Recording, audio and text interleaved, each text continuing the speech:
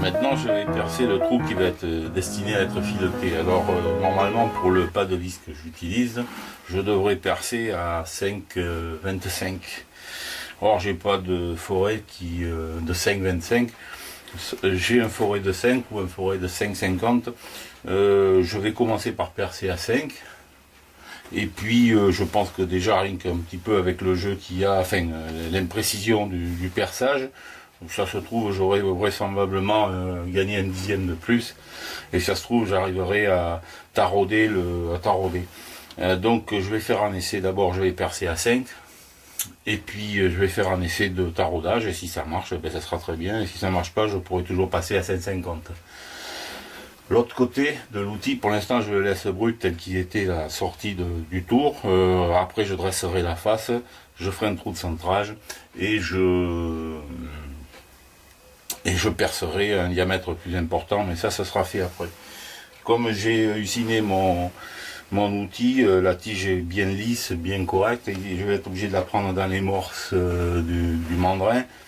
J'ai pas de mordou, il faudrait avoir des mordous, ça existe, mais bon, il y a des tas d'accessoires qui existent et que l'on ne peut pas acheter, ou on a d'autres priorités. Donc je vais utiliser un peu de plomb qui va me permettre d'adoucir le contact avec les morses et de serrer, j'espère, on va voir. Bon, ça devrait le faire. Voilà, c'est une feuille de plomb qui sert pour isoler les toitures et que moi je forme pour faire des balles. Voilà, j'en ai pris un petit bout et puis je vais le mettre là-dedans, je vais fixer et puis ça devrait aller.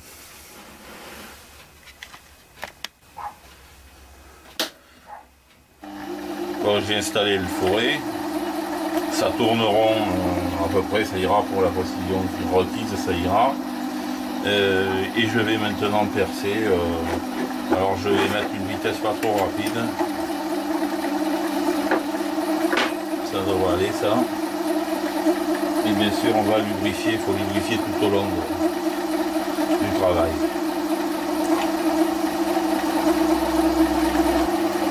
Les cocos sont bons, mon forêt je l'ai affûté avant. Hein. Faut souvent les réaffûter.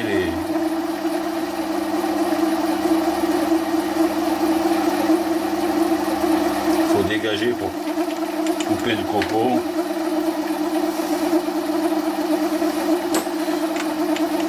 Ah bon, j'essaye d'aller le plus profond possible quand même. Là déjà il y a assez pour visser la cheminée, mais le problème c'est que je veux que ça débouche. Donc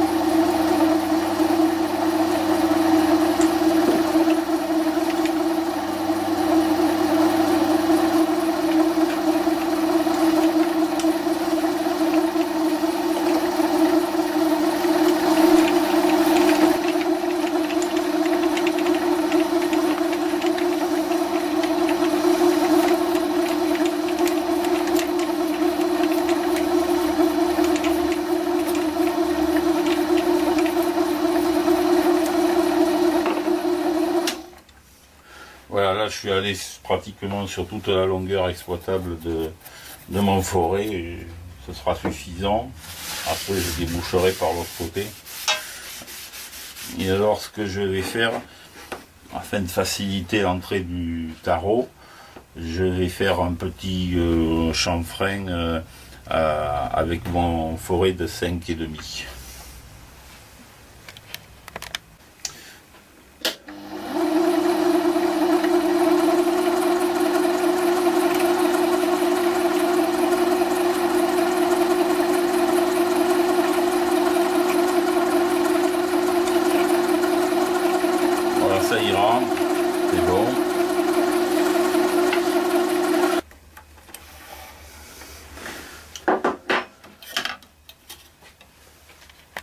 Alors je vais procéder avec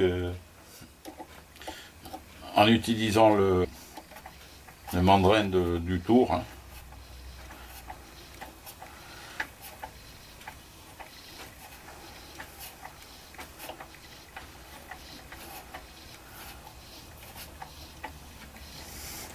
Pour essayer d'être le mieux possible à l'équerre, hein. Pas tarauder de travers.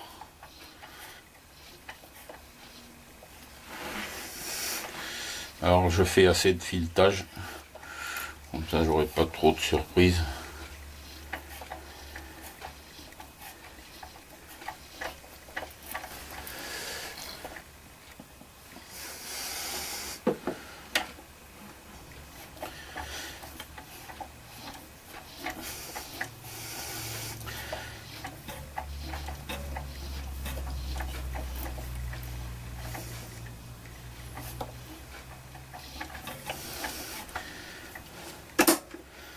J'enfonce la sécurité du tour.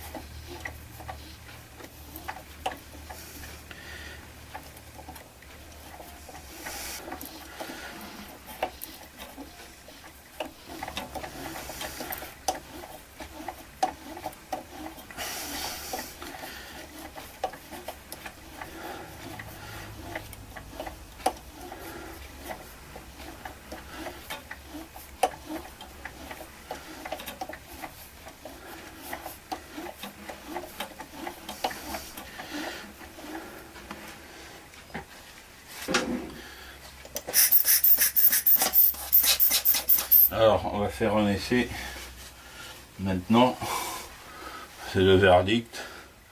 Je vais visser une cheminée dedans pour voir. C'est impeccable.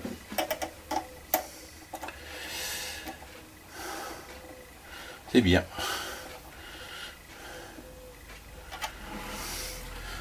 Parfait. Voilà. Voilà ma cheminée posée sur l'outil.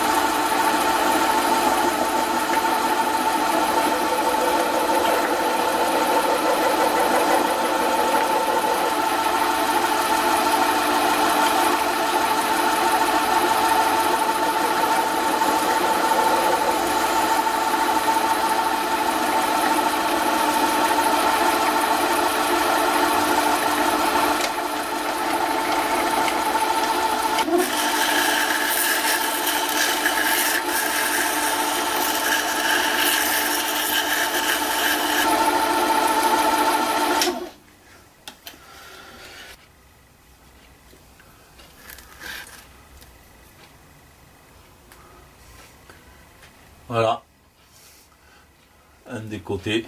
Maintenant je vais m'occuper de celui-là.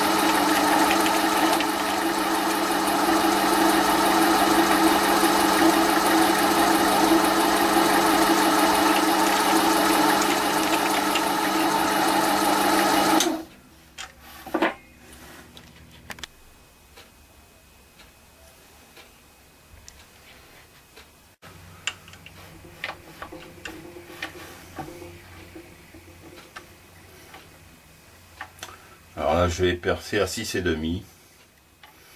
Le diamètre n'a pas grande importance. Le but c'est que ça débouche avec le trou que j'ai fait de l'autre côté, le perçage que j'ai fait de l'autre côté.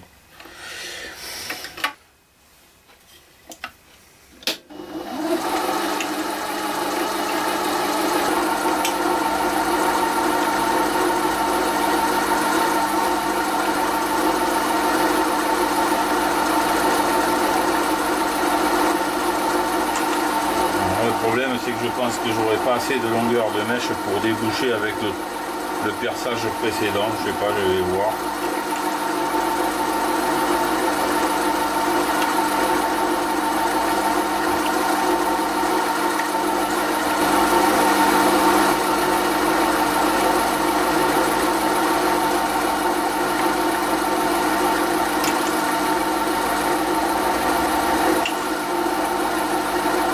Alors je vais sonder pour voir. Parce que bon, je veux être certain de ne pas déboucher. Donc je vais sonder. Mais bon, je débouche pas. Hein. Je crois pas.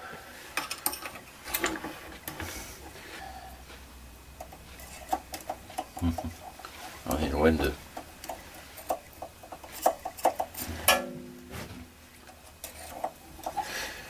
Ouais, un peu toujours. Hein.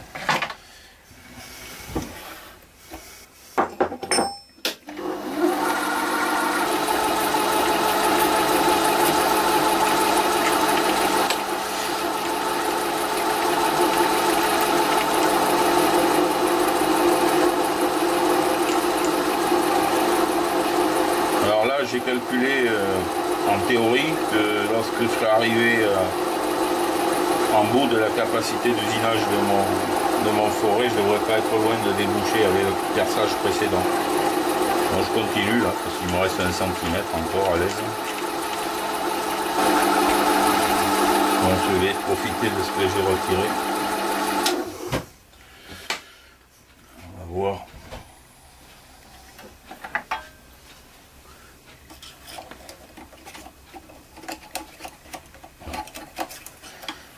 Encore. Allez.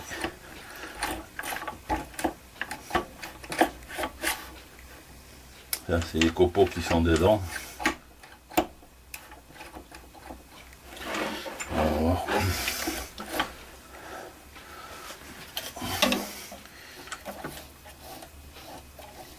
Voilà. Voilà.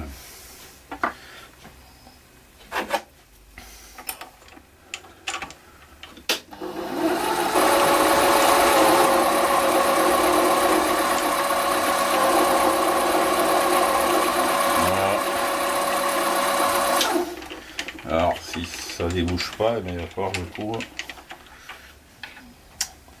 un forêt un peu plus long.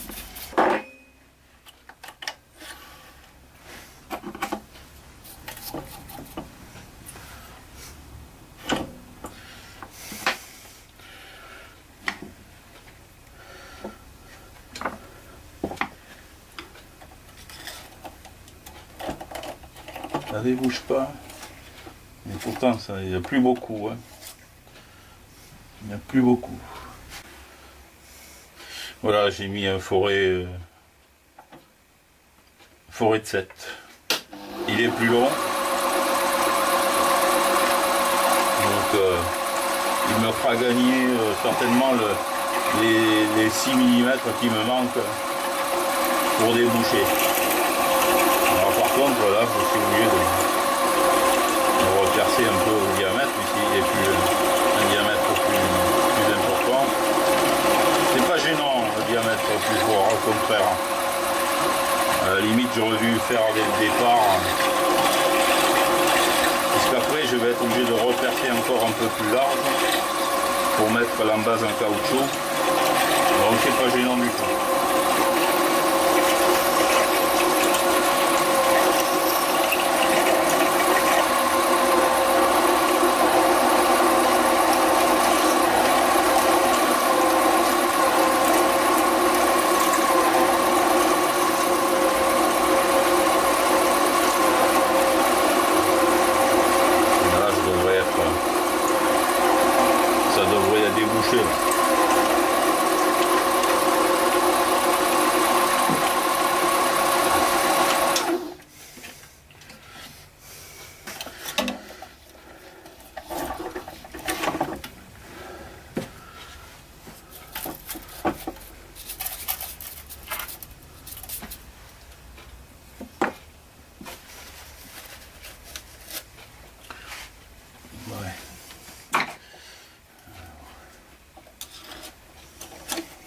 Voilà, ça débouche.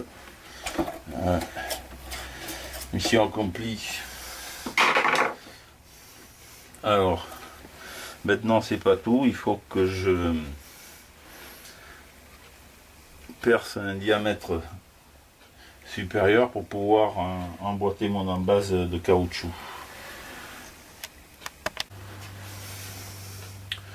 Voici le clapet que je vais mettre. Je dis le clapet parce que c'est du caoutchouc et c'est un clapet de robinetterie. Il fait 10 de diamètre, je vais percer ici à 9 pour pouvoir le rentrer à force et sans doute le coller avec une colle, je sais pas trop, je verrai ce que je mettrai comme colle que j'ai en disposition. Donc je vais percer à 9 sur 6 mm de profondeur à peu près.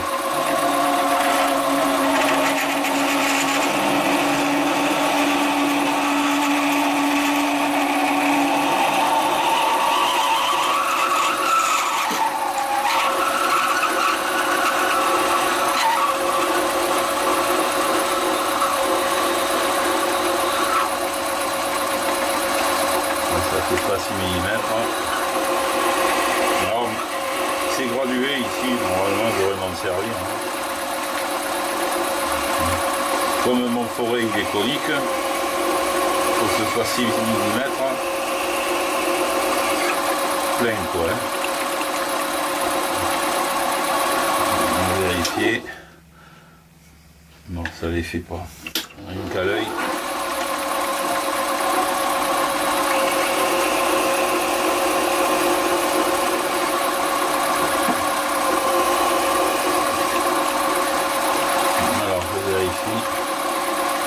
Sur mon vernier.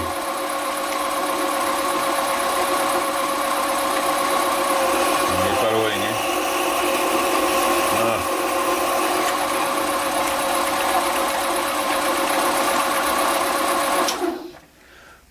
Je pense que là j'y suis, c'est bon.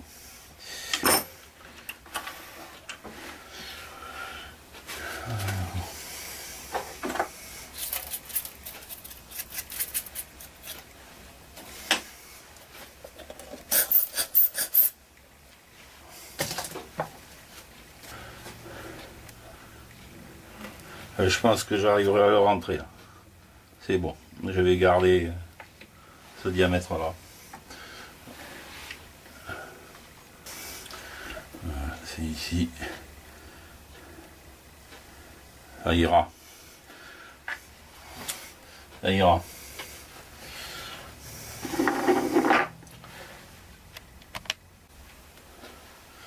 Alors je vais en profiter pour casser mon angle là, mon arête.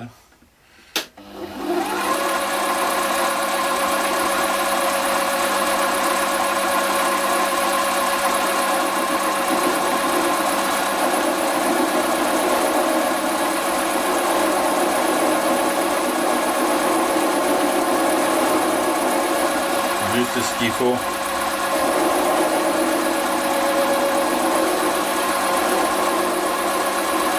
Pas être blessante.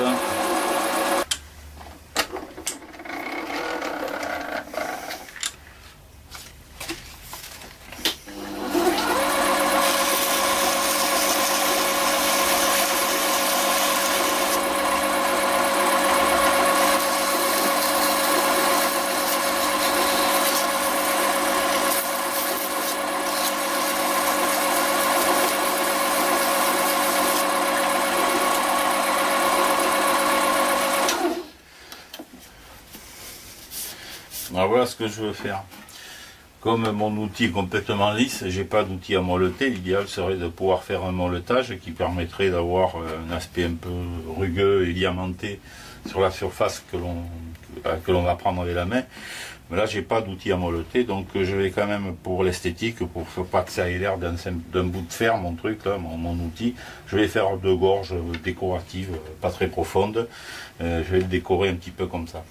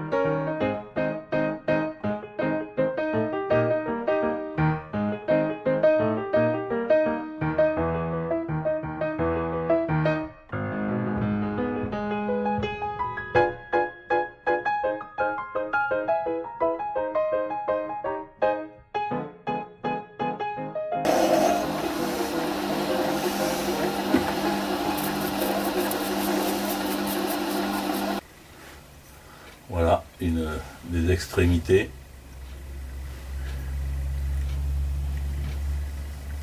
Celle que je viens d'usiner. Et de l'autre côté, je vais faire la même chose.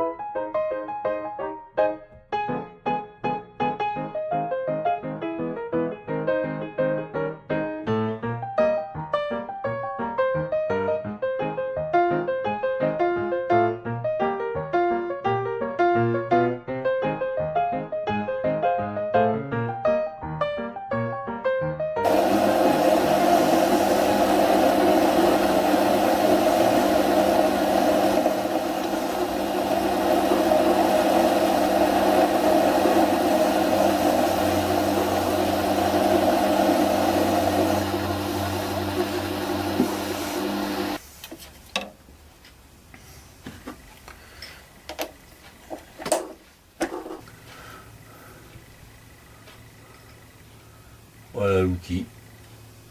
Ça c'est le côté où on visse la cheminée. Et là c'est là où il y aura l'embout que je vais emboîter à force. Bon, ça je le ferai hors caméra parce que ça n'a pas grand intérêt.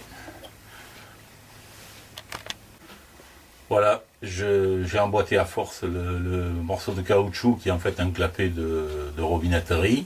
C'est emmanché à force dans le trou que j'ai fait, dans le perçage que j'ai fait. Et là maintenant je vais faire un trou à l'intérieur pour pouvoir emboîter la cheminée et nettoyer le filetage, la partie filetage de la cheminée. L'autre côté, voilà, hein, lui il est terminé, c'est là où on visse la cheminée. Bon, maintenant je vais percer.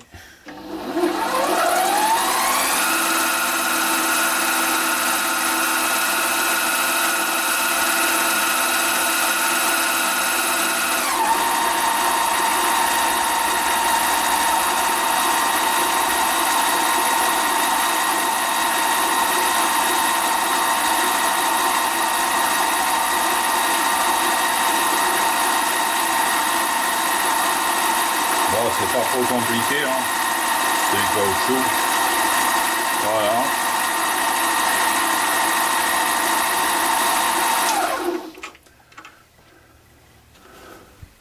Voilà le perçage.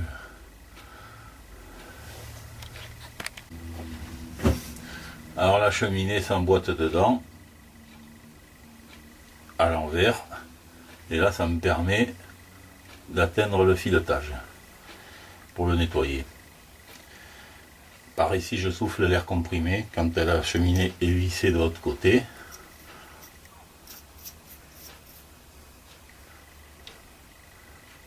Voilà.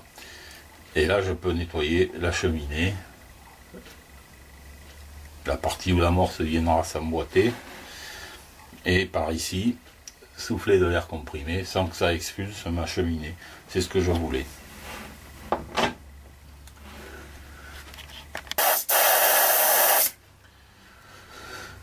Voilà un outil qui me sera bien utile.